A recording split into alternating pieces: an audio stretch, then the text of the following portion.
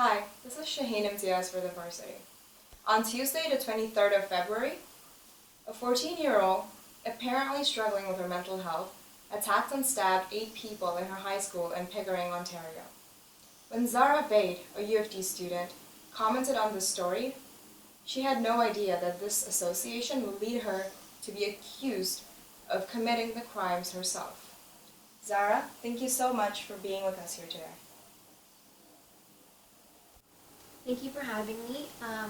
My initial reaction to all of this happening was first and foremost, oh my God, what am I going to do? What's going to happen in the future with my law school or with my grad school or whatever I choose to do, perhaps even my career. If I'm ever looking to travel specifically to the United States, and this is still an issue, how am I going to get to go there? In terms of my family, the people who have the same last name as me, what's going to happen to them? But even more importantly was the fact that I think that issues have a specific time and place, and this time and place after the incident that occurred at Dunbarton was the time and place to discuss mental health and bullying and our youth and the way in which that we can do such a better job at taking care of our children if we have open dialogue.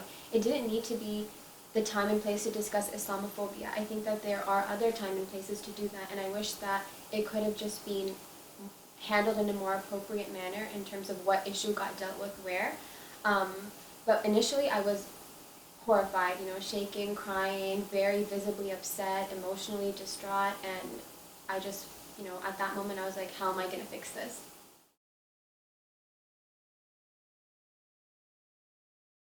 I think that's a question that's really great because we don't really discuss the broader implications of these issues. And specifically the fact that, we have to be critical of what goes on the internet and what we're sharing and what we're, saying about different people, because this Globe and Mail article had nothing to do with the fact that I was Muslim. It didn't even mention that. That wasn't the focus of it. And the fact that, a very, very, very right-wing supporter extracted that information and related it directly to my religious identity is just, it's beyond me. And I think that, what this did, although I don't think that it was a right time and place to discuss this, was bring up the fact that Islamophobia is real. And for a lot of people, it was the first time that they saw that, oh my God, this had nothing to, this Golden Mail story had nothing to do with Muslims, and why is this whole Pickering incident being framed that way? That a Muslim girl did it because it's, a part of her religion to be violent, because she is Palestinian, as if Palestinians are violent, or as if Muslims are just naturally, inherently violent. And that's what's problematic, because that is severe profiling, it's severe Islamophobia, it's, just, it's clear hate. And I think that, being more critical of the things that we put out there and how we interpret them is essential to solve this issue and to make sure that our journalists are more critical of what they write, but also, fact check. That's such a huge thing to do.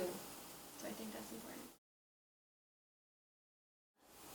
The author of the Gateway Pundit's article that was released targeting me, they have not reached out to anyone, myself, my family who has contacted them, media, Twitter, any of those outlets. There has been no contact. So essentially we don't know who this person is, why they wrote this, why they haven't apologized, but that is something that's key for me here, is to make sure this person not just realizes what they did, but gives an apology to acknowledge that. Because fine, you can realize what you do, but if you're not realizing how it's problematic and how you can't do something like this ever again, then you haven't learned your lesson and you could target someone else in the future.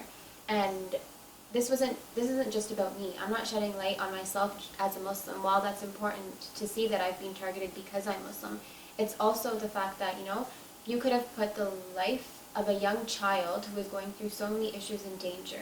And that's important because, we want to raise kids who are comfortable in talking about their personal issues, and by threatening myself and this child, I think that image gets completely distorted, and we need to call attention to that this man put that kid in danger along with myself. When all of this was occurring, I did reach out to the Globe and Mail as well, along with the Gateway Pundit, to tell them that, listen, even your article is not sending the correct message. It was interpreted in this way, and I need you to change that. I need you to A, either remove the article, or B, just change it so that I'm not accused as the attacker.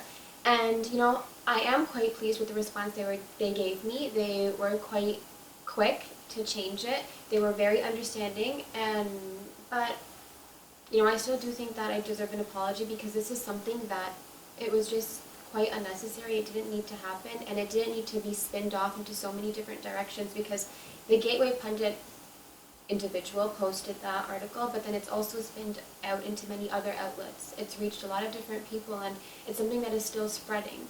And for something like a grammatical error or a misinterpretation, this huge thing happened, and it was, very, very, very preventable. In terms of what I want to do next, I'm still consulting with a bunch of different individuals, my family and professionals both, to decide how to approach this and what steps I'd like to take. But essentially, I do want, first and foremost, my goal is to get a formal apology from both, and from there I'm going to see what I'm going to do. It was an incident where I realized that social media, while it can be something that is dangerous and that you can be targeted and that you can be, violently accused of things that you didn't do, it's also a place for community and for people to mobilize for your cause. And that's something that I really saw in a very profound and heartwarming way, in that there were so many different communities, my U of T community, my Muslim community, my Durham community, which is where I live, come out to support me, sending me messages of solidarity, giving me advice, giving me support, sharing my post. And I was so pleased and so honored in the response because it was something that showed me that fine, Islamophobia is such a real and pressing issue, but there are so many people to support you, and those people are from different identities. And if we can work together collectively to, make it clear how our different identities, are affected by racism, racial profiling, Islamophobia, sexism, that is something that can truly make a change. I had someone message me saying that I'm Black. I can understand where you're coming from. I can not even sympathize for you, but just I've been through this. Someone who identifies as queer messaged me and was like, you've been targeted, but I've also been targeted too. I understand where you're coming from. And this is something that is, across sex, race, age, ability. It's something that is so many different identities, and I think it's something that we should pay due to, the way that we can make alliances across different identities. And that's something that's, a really take-home message for me, to, while I'm Muslim and while I'm, Pakistani, Canadian, all of those identities are important, but it's the way that we link to other identities that is really something that makes a difference. While this incident has so many different messages that I can express, one being that journalism must be critical of what it writes, and the other being that Islamophobia is incredibly real and we need to work against it, I really do still want to hold true to the fact that this incident could have been prevented, and that it has to do with mental health and bullying, and those are still issues that are so pervasive and real in our education system that need to be dealt with. And while there are so many, there are campaigns and they're making a really great effort to try to address mental health, kids don't feel like they have a safe space to talk. They don't feel safe. They don't want to talk about it. And when they're received in that manner where, they feel all of these things, but there's no way to express it, there's no way to truly go, then we have a problem, because we're having kids who are repressing their feelings. They're, expressing how they feel online, but we only see that kind of stuff when it's too late. And so we need to figure out a new approach in how we're going to deal with our kids and how we're going to teach them that, you can talk to me. I will be here for you if you are being bullied, if you are having concerns around your identity, if you, are feeling low today. I'm here to talk to you, and I'm not going to judge you, and I'm not going to, hold anything that you say against you or get you in trouble, but I'm actually here for you. And once kids get that kind of message, then things like this hopefully won't need to happen. Thank you so much for joining us here today, Zahra. We wish you the absolute best of luck. This was Shaheen Imtiaz for the Varsity. Thank you for watching.